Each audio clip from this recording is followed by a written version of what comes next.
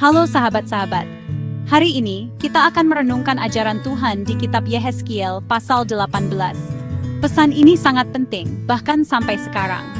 Kita diajak untuk mengerti bagaimana caranya hidup yang bertanggung jawab di mata Tuhan. Hidup ini penuh dengan pilihan, ya kan? Setiap hari, kita seperti berada di persimpangan jalan. Keputusan yang kita buat akan menentukan masa depan kita. Seringkali, kita mudah sekali mencari-cari kesalahan orang lain saat kita gagal. Tapi firman Tuhan hari ini mengajak kita untuk berhenti melakukan itu. Mari kita belajar dari bangsa Israel zaman dulu dan menemukan arti sesungguhnya dari tanggung jawab pribadi di hadapan Tuhan.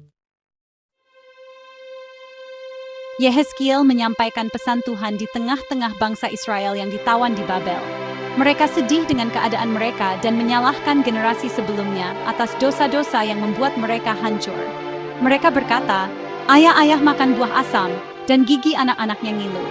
Maksudnya, mereka merasa tidak adil karena harus menanggung akibat dari dosa yang tidak mereka lakukan. Tapi Tuhan dengan tegas menolak pandangan ini. Melalui Yehezkiel, Tuhan berkata, orang yang hidup tidak akan lagi menanggung kesalahan nenek moyangnya. Yehezkiel 18:20.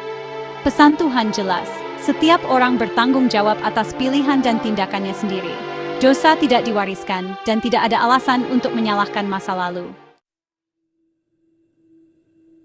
Tuhan kita itu adil. Dia tidak akan menghukum orang baik atas dosa orang lain. Setiap orang akan dihakimi berdasarkan perbuatannya sendiri. Orang benar, yang melakukan keadilan dan kebenaran, ia pasti hidup. Sebaliknya, orang jahat, yang melakukan ketidakadilan dan penindasan, ia pasti mati. Tapi Tuhan kita juga Maha Penyayang. Meskipun Dia membenci dosa, Dia mengasihi manusia. Dia ingin semua orang bertobat dan kembali kepadanya. Bertobatlah dan tinggalkanlah segala kejahatanmu, karena aku tidak senang dengan kematian orang jahat, melainkan aku senang dengan pertobatan orang jahat itu dari kelakuannya supaya ia hidup. Yehezkiel 1. Di Yehezkiel 4, Tuhan berkata, semua jiwa adalah milikku, baik jiwa ayah maupun jiwa anak adalah milikku. Dan orang yang berbuat dosa, itu yang harus mati. Ayat ini menunjukkan bahwa setiap orang adalah ciptaan Tuhan yang berharga. Dia peduli pada setiap jiwa dan tidak ingin seorang pun binasa. Tanggung jawab pribadi bukanlah beban, tetapi kesempatan. Kesempatan untuk memilih jalan kebenaran, untuk hidup dalam kebebasan sejati sebagai anak-anak Tuhan. Ketika kita menyadari bahwa kita bertanggung jawab atas pilihan kita, kita juga menyadari bahwa kita memiliki kekuatan untuk mengubah hidup kita. Kita tidak terikat oleh masa lalu, tetapi kita bebas untuk meraih masa depan yang penuh harapan. Tuhan menawarkan pengampunan dan kehidupan baru bagi setiap orang yang mau bertobat.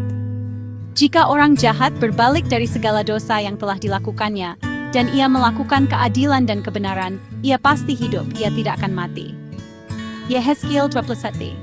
Pertobatan adalah kunci untuk mengalami pemulihan dan perubahan.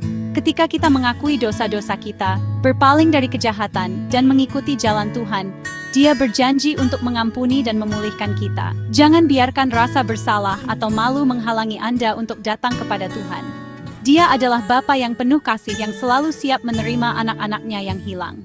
Ingatlah, pertobatan bukanlah akhir dari segalanya, melainkan awal dari kehidupan yang baru dan penuh berkat di dalam Tuhan.